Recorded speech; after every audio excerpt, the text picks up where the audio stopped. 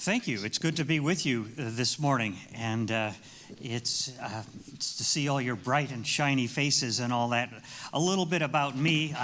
I'm a graduate of MIT in Cambridge, Massachusetts, a bachelor's and master's degree. My wife also has the same from the same place.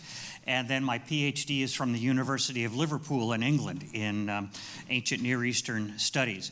Now, when I studied engineering, it was back in the era when people used slide rules. This thing belongs in a museum nowadays, but we actually had to learn how to use a slide rule to do a lot of our calculations. Brian said I'd written a few books, and I was involved in the English Standard Version. One of the things that defines me is my love for the world that God made. And so that's a picture. The larger picture there is of me having a conversation with a black snake on the lawn at church one September afternoon. And the other picture is me showing a Western painted turtle to family members that are there in that car. In fact, I think right there you can see somebody who teaches here at this place right here. But now, one of the advantages of knowing some science is that you know what's dangerous and what's not. That is my hand, and that is a Mexican red-kneed tarantula. And it just helps to know, first of all, that its venom is not normally fatal to human beings, but also you're not a part of the normal diet of that kind of spider. So it's really reluctant to share any of its venom with you anyhow, because that's a scarce resource, and it wants to preserve that for subduing its prey. So people have things like this as pets. And there it is, and there is Mrs. Collins with the same spider. I believe her name was Dolores on her arm there. Again, you can be unafraid if you know what's what. In the background there's another Old Testament scholar, John Walton, and you can see he's far more cautious. So when he writes about science, you should figure he probably doesn't know stuff. So, especially when he disagrees with me. And I have a family, a daughter and a son, both of whom are graduates of this school here. And that was at my son's wedding. And my daughter, Miss Collins, there was one of the wedding party. Now, some people say when it comes to science and faith, they want a fairly simple way of relating them. So science can tell you how to clone a T-Rex, and humanities can tell you why this might be a bad idea. And that's often the case, but there's going to be more to it than that. And certainly in Sunday school, we're told that Jesus is the answer and so forth, but not always. And so when somebody asks you to solve this particular equation there, that's Jesus is not the right answer there. So let me just move on a little bit here. In my book, Science and Faith, I started out with an instance in which actually when Miss Collins there was a toddler and my wife was pregnant with my son, I took my daughter to a pet shop at the Chesterfield Mall, and one of the clerks there was handling a small snake, and there were a couple of teenage boys that the clerk was showing the snake to, and they were both kind of nudging each other, go ahead, you touch it, and they were both afraid. Because they didn't really know what's what. And my daughter, who, about the age of 2 or so, asked, well, can I pet the snake?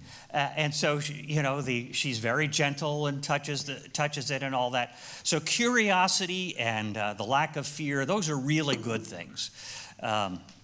You'd think from the way these boys were acting, that the clerk was holding a huge python from the Florida Everglades. But so knowing something about the world that God made equips you to interact with that world. But also, we're confronted with claims in the name of science that advocate unbelief. So these are all clips from the journal Nature, one of the prestige science journals in the world. And back in the 1980s, the chief editor was very unhappy with the Big Bang theory in cosmology. So down with the Big Bang.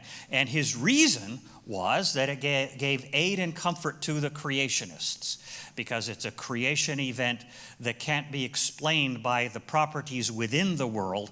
And so it sounds like a picture of a supernatural creation, which he wasn't interested in. But that's not an assertion in science that he's making. It's an assertion in philosophy, that he's actually masking his philosophy with scientific talk.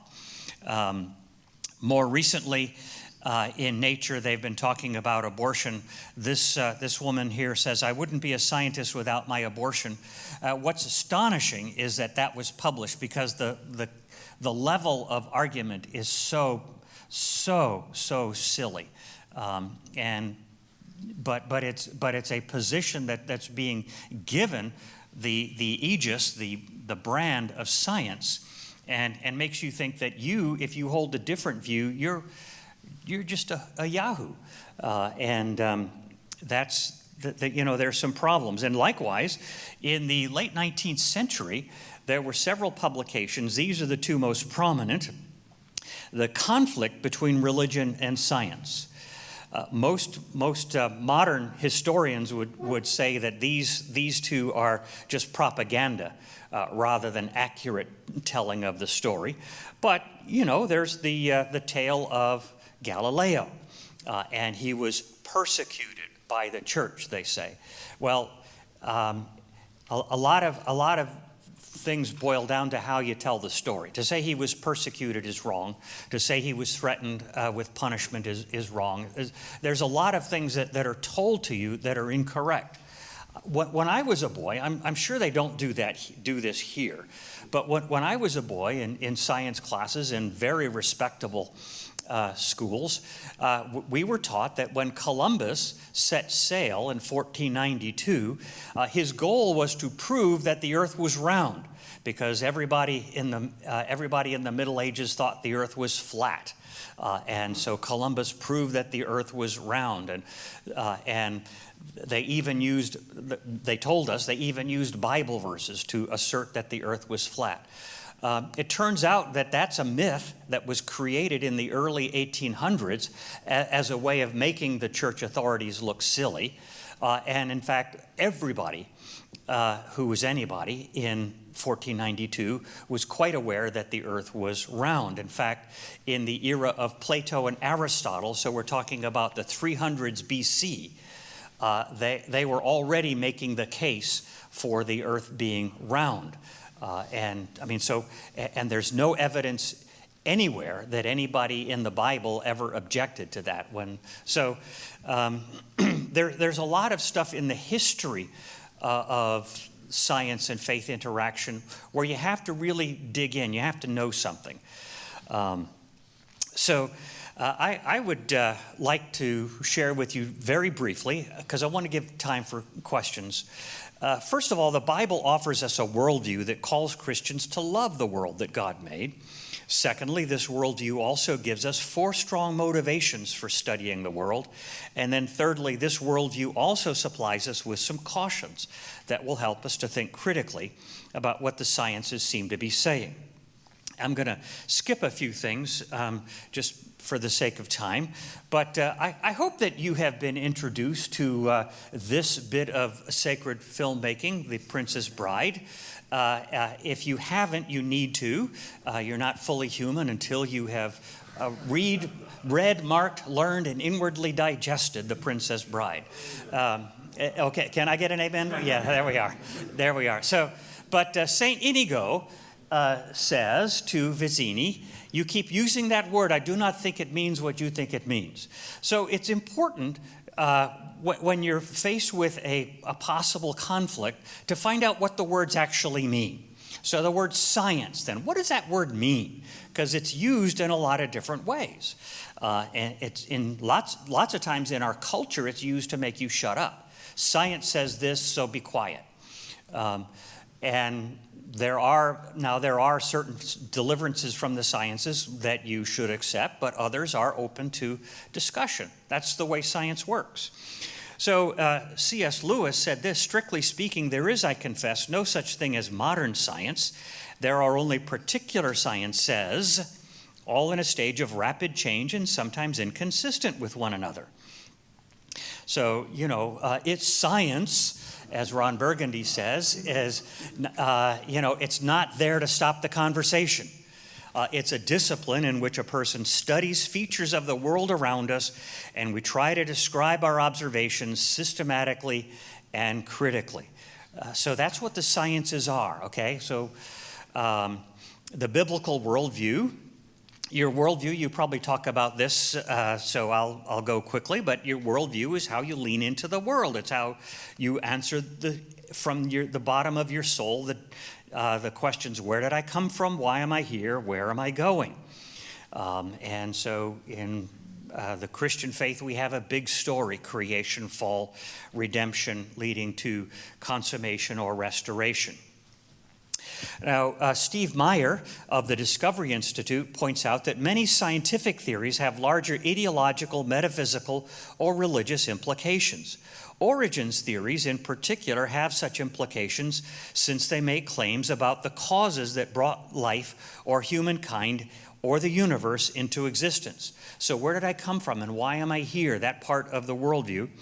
So, for example, George Gaylord Simpson, an evolutionary biologist of the 20th century, finished his discussion by saying man is the result of a purposeless and natural process that did not have him in mind. He was not planned. Now, that's a story. That's an answer to your worldview questions. That's a bleak story. It's pretty much like from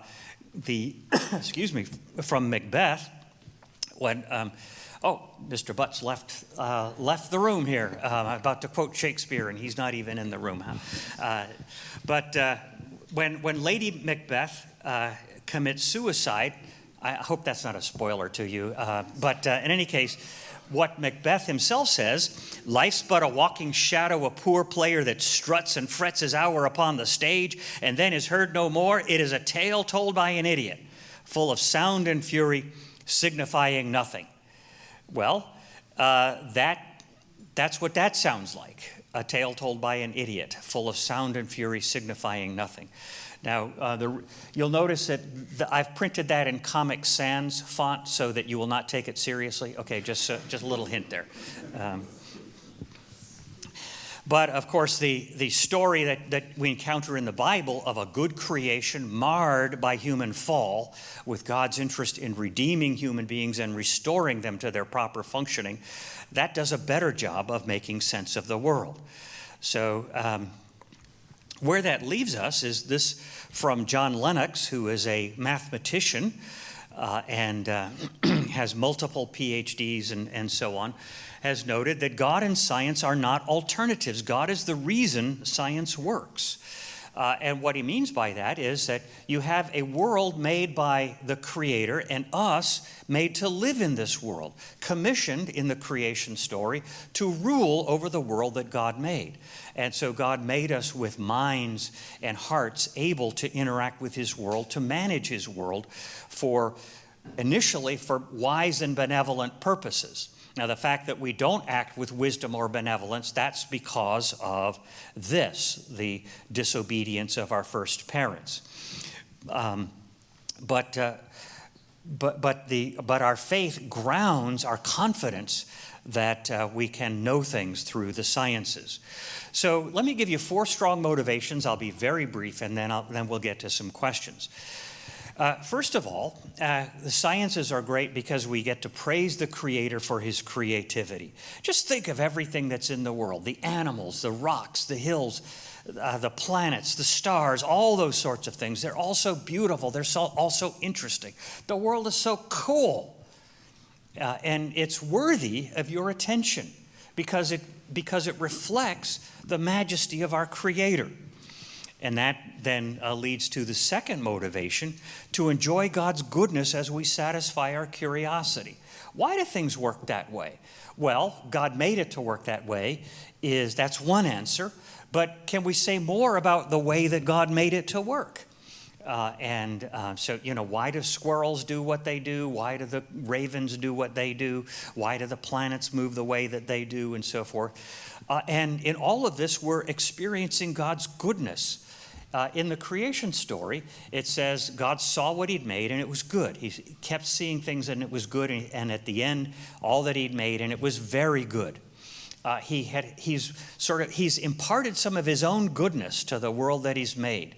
And he invites us to enjoy that goodness as it's on display. Think that's the Yellowstone Falls. It's a beautiful place, or a lakeside. All of these are places where you're seeing something that is breathtakingly beautiful.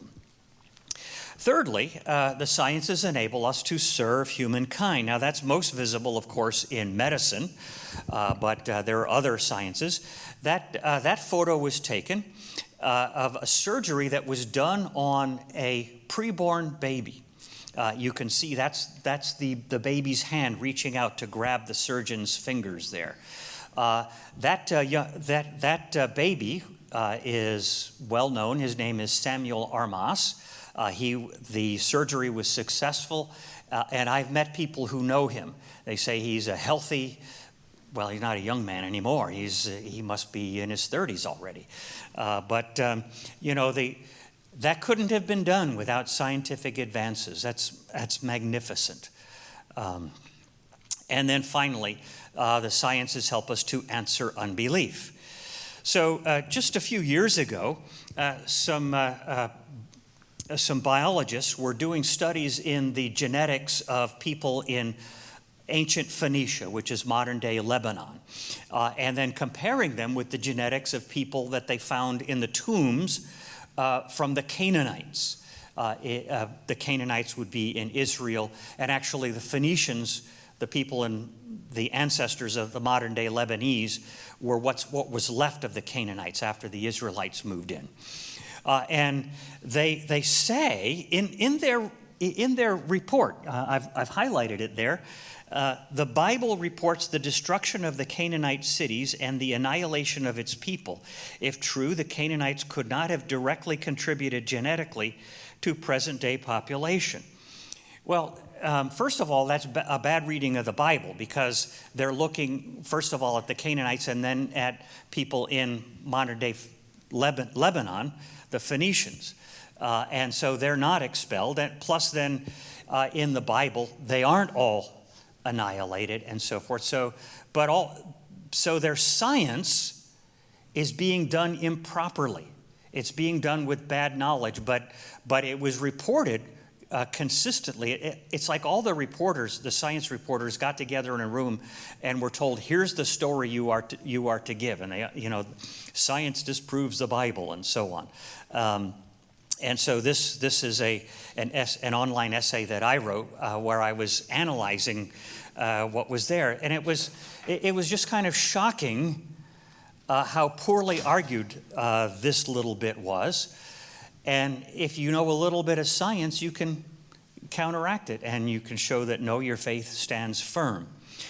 So C.S. Lewis gave an address to a group of students at Oxford University. This would be in about 1940 or so. And so the British were at war as of 1939. And so everybody in Oxford is of military age. And so what are they doing still in Oxford? So he was talking to them about the value of the learned life, people who were permitted by their society to gain learning at Oxford University. And he says, if all the world were Christian, it might not matter if all the world were uneducated. But as it is, a cultural life will exist outside the church, whether it exists inside or not. To be ignorant and simple now, not able to meet the enemies on their own ground, would be to throw down our weapons and to betray our uneducated brethren who have, under God, no defense but us against the intellectual attacks of the heathen. Good philosophy must exist, if for no other reason, because bad philosophy needs to be answered. Now, there are other good reasons, but even if it were just that. The cool intellect must work not only against cool intellect on the other side, but against the muddy heathen mysticisms which deny intellect altogether, those mysticisms which often affect our churches as well. So the learned life then is for some a duty. All right, so those four motivations, and then some cautions, and then we'll finish. So cautions that the Christian faith supplies. First of all, to be aware of our limitations. You have to be humble to be a good scientist. Christianity helps you to be humble. You don't know everything, and you might be wrong. It often happens that you take a position, and since you've driven your stake in the ground, you're going to hold on to that position. You see that in children. You see that in adult scientists as well. And our Christian faith tells us that that's a character flaw. And I have an illustration from the life of my son, but I'm going to skip that one. Secondly, you have an awareness of good and evil. There are good uses and bad uses of the sciences. There are stem cell research, for example. Are there no moral boundaries? People talk about the different kind of stem cells, whether the somatic or the embryonic stem cells and so forth. Are there no moral boundaries there? Turns out that the somatic stem cells are more promising, but is that the only reason why we should use those and not the embryonic ones? Our faith reminds us that there are moral realities in the universe. There are things like greed and short-sightedness and cruelty and so on that provide boundaries for us. He was Italian by nationality, but he lived most of his life in Germany. Romano Guardini says this: for the average sentiment, he's writing this in 1956. Boy, it rings true today. For the average sentiment, does anything at all remain that is still untouchable? When man drops the ethical reins, he places himself utterly at the mercy of power. To wield power that is neither determined by moral responsibility nor curbed by respect of persons results in the destruction of all that is human in the wielder himself. Finally, awareness of human rebellion against God. Now, this man here, Anthony Cashmore, was a professor at University of Pennsylvania, a botanist, and this was his maiden voyage in the Proceedings of the National Academy of the Sciences, his first publication there back in 2010. And his title here, The Lucretian Swerve, the Biological Basis of Human Behavior and the Criminal Justice System. And what he wants to argue is that you are entirely made up of the atoms that compose your body, and therefore what you think of as your thoughts and your choices are really just the motions of those atoms and molecules. In order to make his point clear, it's not simply that you have no more free will than a fly. You have no more free will than a bowl of sugar, he says.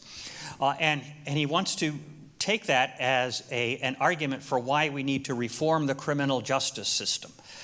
And get away from punishment, because that implies responsibility, and move to something like rehabilitation. He says a belief in free will is akin to religious beliefs. Indeed, I would argue that free will makes logical sense as long as one has the luxury of the causal magic of religion. Neither religious beliefs nor a belief in free will comply with the laws of the physical world. And what he doesn't allow himself to do is to recognize that the laws of the physical world are an incomplete account of reality. Namely, there's more to it than that.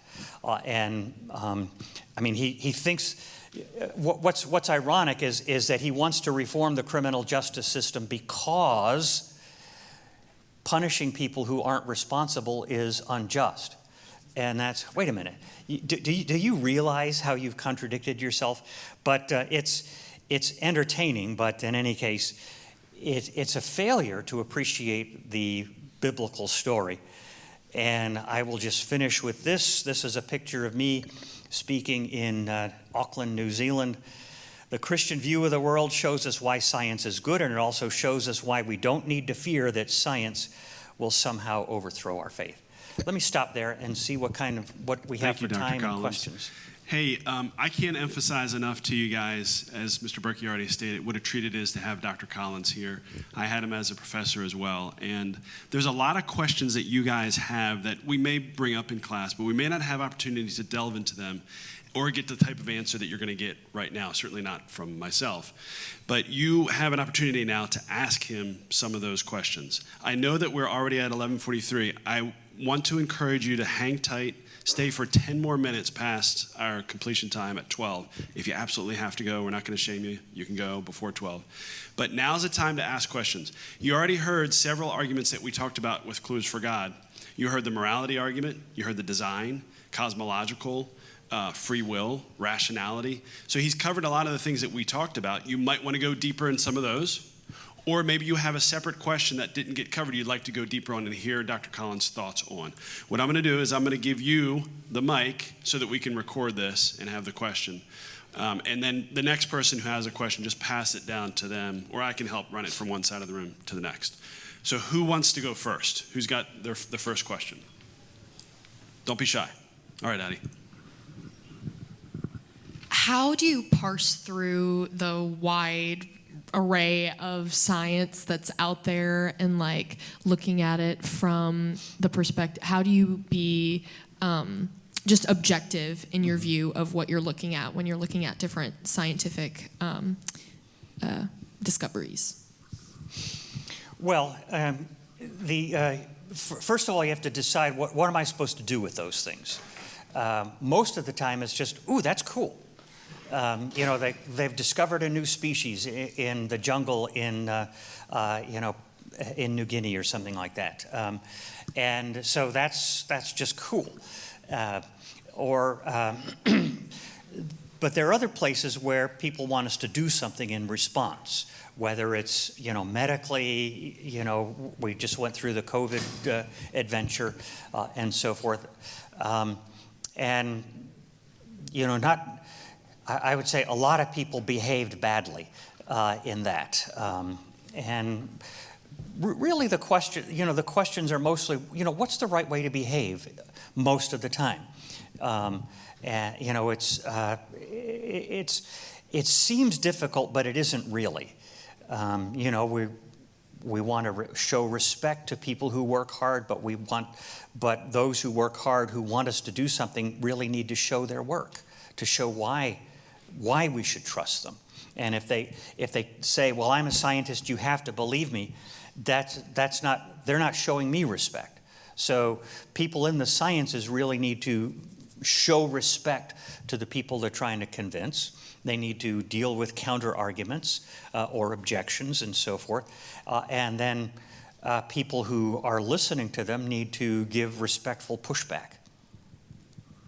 Thank you.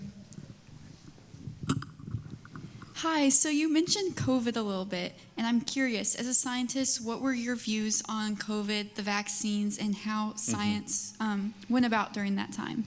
Yeah, well, I think a lot of people in authority were trying to do the best they could, and a lot of people in the general public were not, with social media, people passing things around.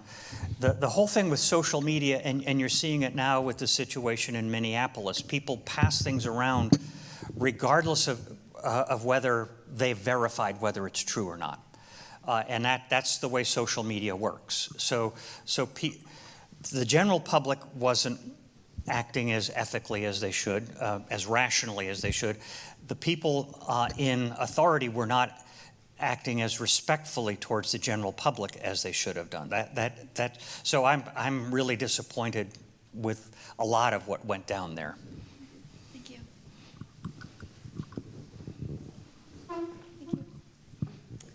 Hi, I was wondering if you could dumb down what your opinion on stem cells were. Just almost re-explain that in a more I see. blunt Okay, way, right. please. So do you know what stem cells are? Actually, yeah. So 7 years ago tomorrow, my life was saved due to a stem cell transplant. So I Awesome. was kind of curious as a scientist what your views were on that. Right. So the treatments using stem cells are that are effective are using what are called somatic stem cells. That is to say, some part of your body, like fat cells or something like that, they can be reprogrammed to. The stem cells are in the embryonic development. They go different ways. Different kinds of cells in your body that are going to be muscles or bones or nerve tissue or whatever, and so to stimulate the stem cells to develop in that way is a treatment. So it's the somatic stem cells are ones that treatments have been effective from.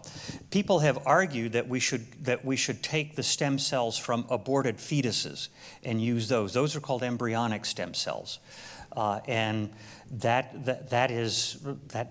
a use of power that is exploitative of a human being, and that's the ethical issue there. Thank you. Hi. So I just wanted to know your opinion on just like on the scientific community creating like new treatments that would go against like the Bible, like for instance, like creating like de-aging treatments and different sort of like putting use on the body. What is your opinion on that? Well, the older I get, the more interested I am in de-aging treatments, to be sure. Can I get an amen from Dr. Shaw?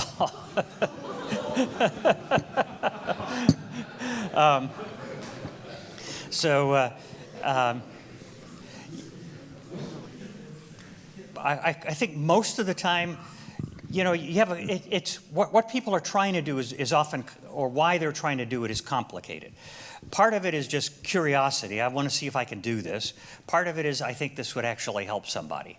And what often happens is there are unintended consequences of this or that treatment. And so when people tell you that this is going to be the magic cure-all, that's when your sensors need to sound the alarm, because, okay, so at what cost? And so that's, a lot of the choices that we're faced in real life are cost and benefit type choices.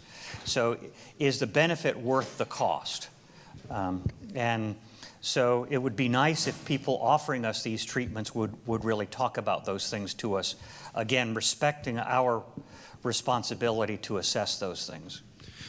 I'm going to give some people back in the back or the middle a chance. I'm really curious if we have somebody who has a question on origins, because that's going to be a hot topic for a lot of people. Essence, did you have a question first?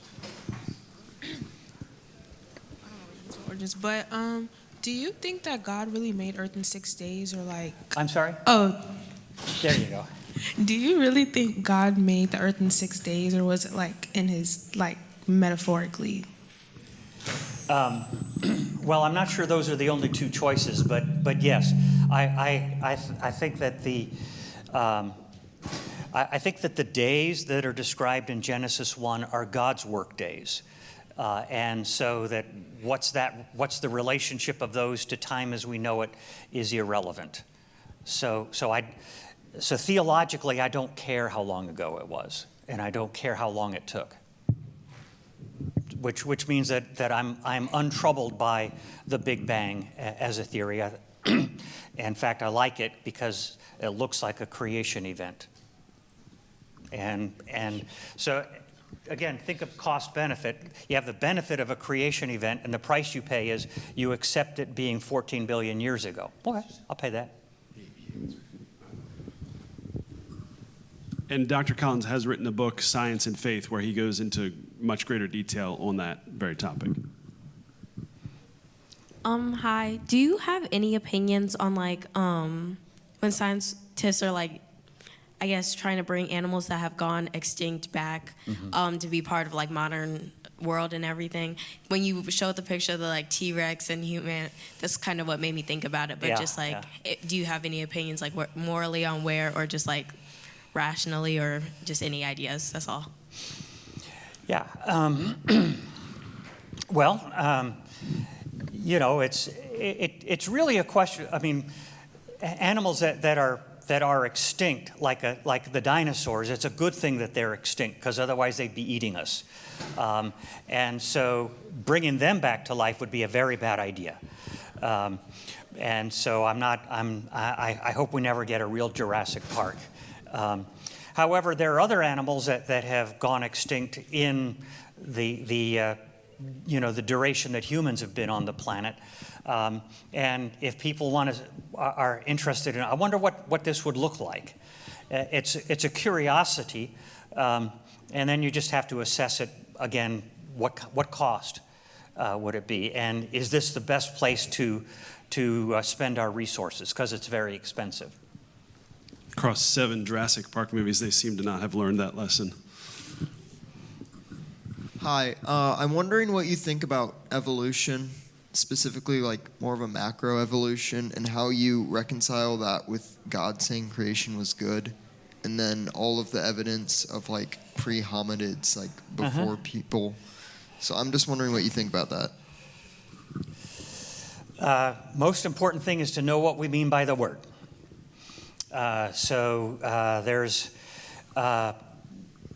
If all we mean is that the species we see now are different from the species that used to exist, and that there's some process by which those changes take place, okay, that's God's process.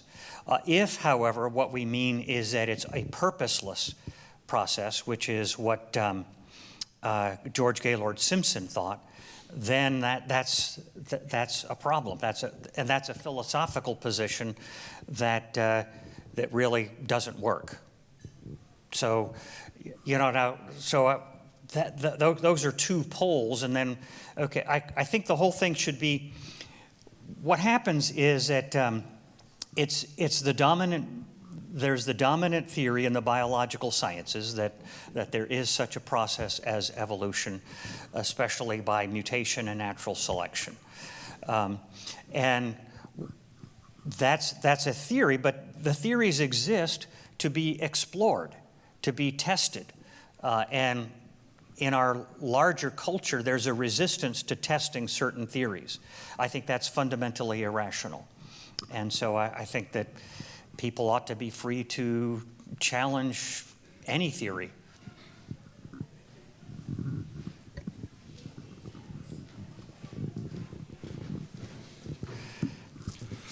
I was just wondering, what is your view on the age of the Earth? Like, there's a lot of scientific evidence that shows that it's like millions or billions of years old. 4.5 billion years for the Earth. Okay, so you think that it's that long? Because I know a lot of Christians think it's only like a few thousand or whatever. Right, there are those who think that, and I think they're mistaken. Okay. I think they do so because they want to be obedient to what they think Genesis is saying to them. I appreciate that, and I appreciate their desire to be obedient to that. But I don't think that their reading of Genesis is correct.